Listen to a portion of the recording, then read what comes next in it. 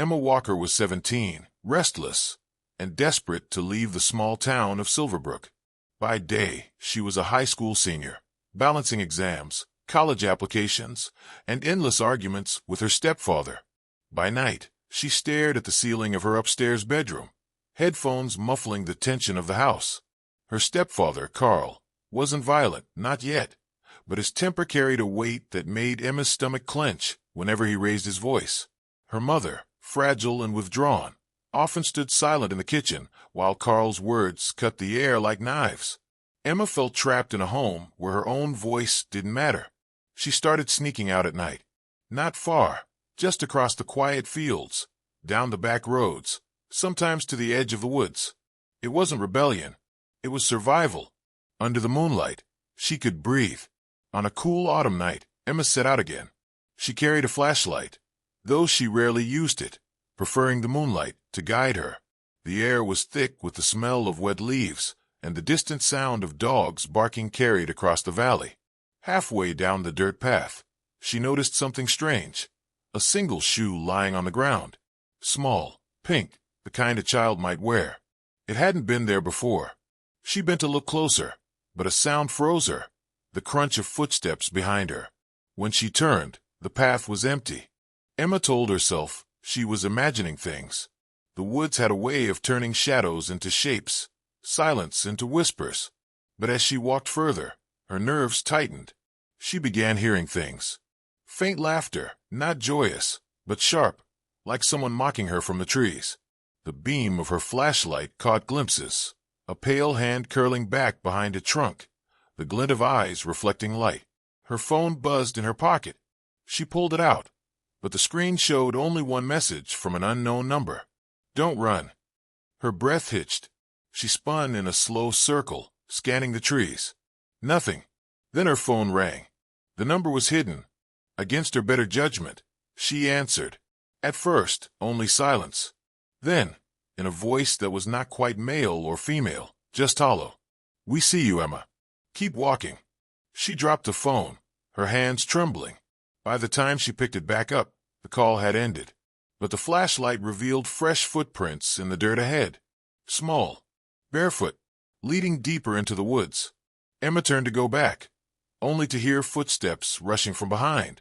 She ran. The woods closed in around her, the trees twisting in unnatural ways. The laughter grew louder, overlapping, like a chorus of voices circling her. She thought of Carl, of her silent mother, of the cage that was her home.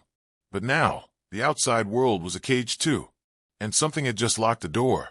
Emma's lungs burned as she pushed through the trees, stumbling onto a clearing she didn't recognize. Moonlight spilled across an old structure, a crumbling stone well at the center. The laughter stopped. The woods fell silent.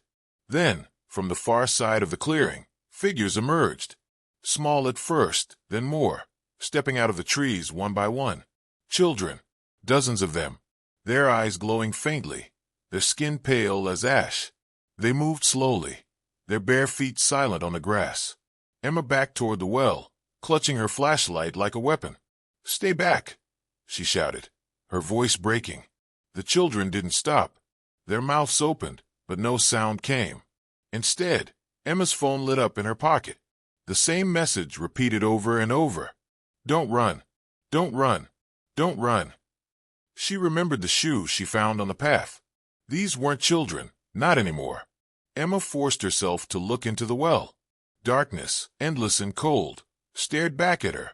And from deep inside, a voice whispered, "Jump, or stay forever." Her heart pounded. She thought of Carl's fists slamming the table, of her mother's empty eyes, of the small town that wanted to keep her in its grip. The figures closed in, their faces expressionless, their eyes burning brighter. Emma had only two choices: surrender to them, or jump. Emma leapt. The fall lasted only seconds, but it felt like forever. Cold air clawed at her skin, her scream swallowed by the dark. She braced for impact, but instead of stone or water, she landed on soft earth. When she opened her eyes, she wasn't in the well. She was lying on her bedroom floor. The moonlight shone through her window. Her phone was beside her, screen cracked. Her mother's voice called faintly from downstairs. "Emma?" For a moment, she thought it had all been a nightmare. But when she stood, her legs were muddy, her hands were scraped, and in the corner of her room sat the pink child's shoe. Emma knew then that she had escaped, but not in the way she imagined. The forest hadn't just chased her. It had shown her something. The world outside her home was dangerous, yes, but so was staying silent, staying trapped. The next morning, Emma packed a bag. She left before Carl woke. She didn't know where she was going, but she knew she couldn't stay. As she walked down the empty road, her phone buzzed one last time. A message from that same unknown number. "You jumped. You chose. Now keep running."